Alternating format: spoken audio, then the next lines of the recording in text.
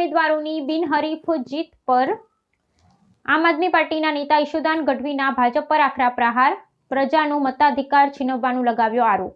મિત્રો, આજે ખરેખર દુઃખદ ઘટના ઉપર જ્યારે જશ્ન મનાવાતું હોય ત્યારે ખરેખર આપણા ગુજરાત માટે, ગુજરાતીઓ માટે એક શરમજનક વાત છે। તમે જો ગુજરાત છે એ વ્યાપારિક છાપ ધરાવે છે, શાંતિપ્રિય છે, સુસંસ્કૃત રાજ્ય છે, એ ગુજરાતના નાગરિકોના કારણે છે। પણ બેફામ બન્યા રાજકારણીઓ રાજનીતિ ભૂલી ગયા, લોકનીતિ ભૂલી ગયા અને બધી નીતિઓને ભૂલીને જાણે બિનહરીફ કરાવવાની હોડ લાગી હોય અને મીઠા મોઢા કરાવતા હોય। એ ખરેખર લોકતંત્રની હત્યા ઉપર એક મજાક સમાન ઉજવણી છે। ભાજપે ઉજવણી કરી છે કે 700 લોકો અમારા બિનહરીફ થયા અને ઇતિહાસમાં પહેલી વખત થયું ને એનો અર્થ થયો કે તમે ચૂંટણી લડવા લાયક નહોતા રહ્યા। ત્યાં તમને લોકો ઘૂસવા દેતા નહોતા, તમે લોકોના મત અધિકાર છીનવ્યા છે અને એની ઉજવણી કરો છો, મીઠા મોઢા કરાવો છો અને તમારી ઐતિહાસિક ઘટના ગણાવો છો। શરમ આવી જોઈએ, શરમ। આજે અત્યારે ફોર્મો પાછા ખેંચાયા છે, કેટલાય ઓડિયો રેકોર્ડિંગ આવ્યા, કેટલાય વાયરલ થયા છે, કેટલાય લોકોએ વિડીયો બનાવ્યા છે।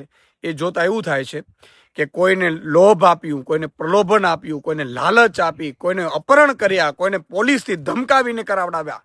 આ બધી વસ્તુઓ હું એવું કહું છું કે લોકતંત્ર માટે અને આપણા ગુજરાતીઓ માટે લાલ બત્તી સમાન છે।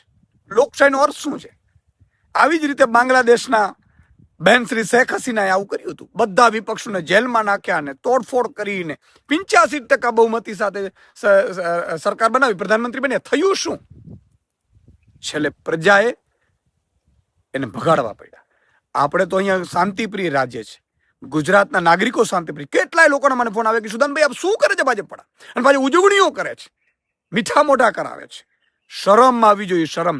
તમે સત્તાનો દુરુપયોગ કર્યો, તમે પોલીસનો દુરુપયોગ કર્યો, તમારી આપણી રાજનીતિનો તમે દુરુપયોગ કર્યો। તમે એવા નેતા બની ગયા છો જે રાવણ અને કંસ જે કરતા હતા એ દિશામાં અત્યારે ભાજપ ચાલી રહ્યું છે। ખૂબ જ દુઃખદ છે અને ચૂંટણી પંચ મૂક પ્રેક્ષક બન્યું છે। વાહ ભાઈ વાહ, વાહ ચૂંટણી પંચ વાહ। તમારી ફરજ એ હોય, શેષાન સાહેબને યાદ કરો તમે। આ ચૂંટણી પંચમાં એનો ઇતિહાસમાં નામ લખાણું છે, ત્યારે ચૂંટણી પંચ અને કેટલાક કહેવાતા પોલીસ અધિકારીઓ માત્ર ને માત્ર જાણે ભાજપના કાર્યકર્તાઓ આવી રીતે કામ કર્યું હોય એવા જે અહેવાલો સામે આવ્યા છે, એ મને લાગે છે કે આપણા ગુજરાતીઓ માટે, ગુજરાતના નાગરિકો માટે, લોકતંત્ર માટે એ લાલ બત્તી સમાન છે। આજે આપણે લોકતંત્રની હત્યા થઈ છે અને એમાં ઉજવણી ન હોય, પણ ગુજરાતની જનતા બધું જાણે છે। જેને જેને ચૂંટણીનો અધિકાર છીનવ્યો છે એ લોકો જાણે છે અને હવે જે ચૂંટણી આવવાની છે એમાં પણ ગુજરાતની જનતા પોતાનો મત આપશે એવું મને પૂરો વિશ્વાસ છે।